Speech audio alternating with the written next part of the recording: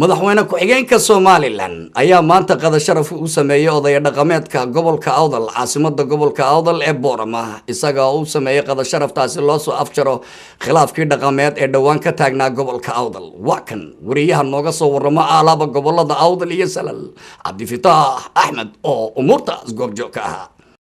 wafdigii madaxweyne ku-xigeenka Somaliland injineer Cabdiraxmaan Cabdilaahi Ismaaciil Saylici ee socdaalka shaqo saddexda maalmood qaatay ku joogay magaaladan Boorama ayaa maanta waxa uu madaxweyne ku-xigeenka qada sharaf ugu sameeyay hotelka Rays ee magaalada Boorama madaxda dhaqanka ee gobolka Awdal ahmiyada qada sharaftan waxay ahayd sidii loo shaacin lahaa shir balaaran oo madaxweyne ku-xigeenka Somaliland iyo wafdigiisa ay qamiistii shalay la yeesheen 36 xubnood oo laga soo kala xulay saddexda beelood ee gobolkan dega taasoo lagu gorfeynayay soo afjarida khilaafka xagga dhaqanka ah ee taagnaa barasaabka gobolka Awdal Axmed Xadi Sidci oo madashan qada sharafta ugu horeen ka hadlay ayaa waxa uu ku adkeeyay hogaamiyaasha dhaqanka ee gobolkan inay amniga horumarka iyo isdhexgalka bulshada ku dadaalaan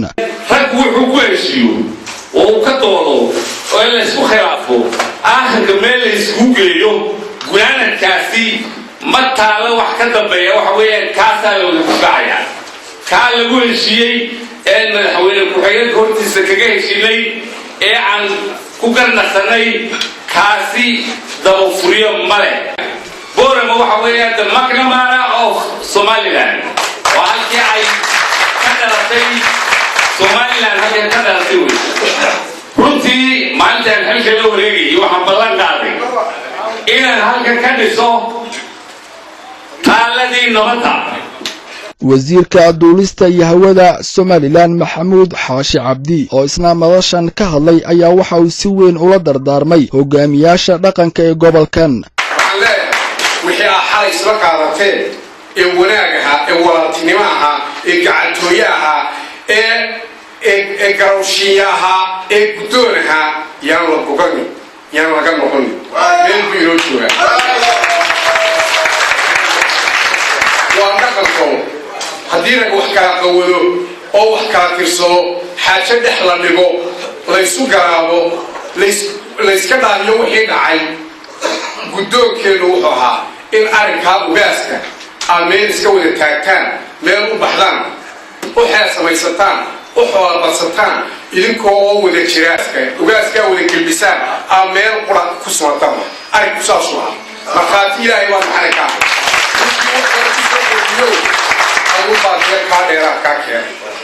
ammaanka iyo wadajirka ummadda waa waxa dowladani damaynayso wasiirka arrimaha gudaha Somaliland Maxamed Nuur Caraale Duur oo isna gabagabadii munaasabadan ka hadlay waxa uu shaaciyay natiijadii ka soo baxday kulamadii lagu soo afjarayay khilaafka xagga dhaqanka ah ee gobolkan muddo ka taagnaa walaalnimo iyo midnimo iyo israac iyo wanaag shaydaan u bari dantiisu intaay in ummaddu wanaag iyo walaalnimo waxa dhimantan ay qodaxda iska gurto inay inta dhiman buuxsato inay midnimo wada gaadhaabaan codsanayna waxaanu soo jeedinaynaa mas-uuliyiinta reeraha kala geynaya wallaahi ma aha bolosiga xukuumad guul baynu wada joognaa taladaa raggii shalay loo dhiibay ee dhulka loo dhigay ee labada suldaan Cabdiraxmaan Dhawal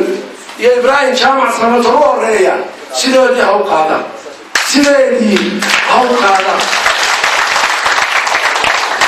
Sultan Saleebaan rag u horeeyo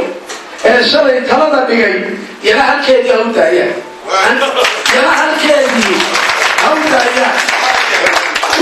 wixii ka dambeeya anagu maragintaasaan u qani xukuumad baanu nahay xukuumaddii baanu ka socnay ilaa madaxweyne ku-xigeennimu baa maanta laga maqnaa wasiir nooma maqnaa oo madaxweyne ku-xigeen nooma maqnaa oo mas-uuliyinnimo maqnaa madaxweyne qarankunba wax laga sarreeya maqnaa annagu taladanu geynaynaa intaa wixii ka duwan ciday keentaa inay gar darantay baanu qaaday intaa wixii ka duwan cidda la timaada gardarradaanu saaraynaa waxaanu leenahay gardarrada halkaa ku jirta waka intaanka iyo xukuumad baanu nahay ciddii aanu u aragna inay gar darantay dee taladayadu waa ka baydhaysa walaalayaalow midnimaanu doonaynaa midnimadii shalay a qaadatee ha ka saarina maqaar bay lahayd ha ka saarina sharaf bay lahayd ha ka qaadina wanaag bay lahayd halkeedii u daaya waxaan ku soo xidhayaa shalaynu wada hadal shalaynu ka naqsanay muddo badan baynu gaar u kala fadnay madasha maanta hadalmaya wanaag way noo sidiisii sharafta mid kaga tagaynana waa taa cabdi fataax axmed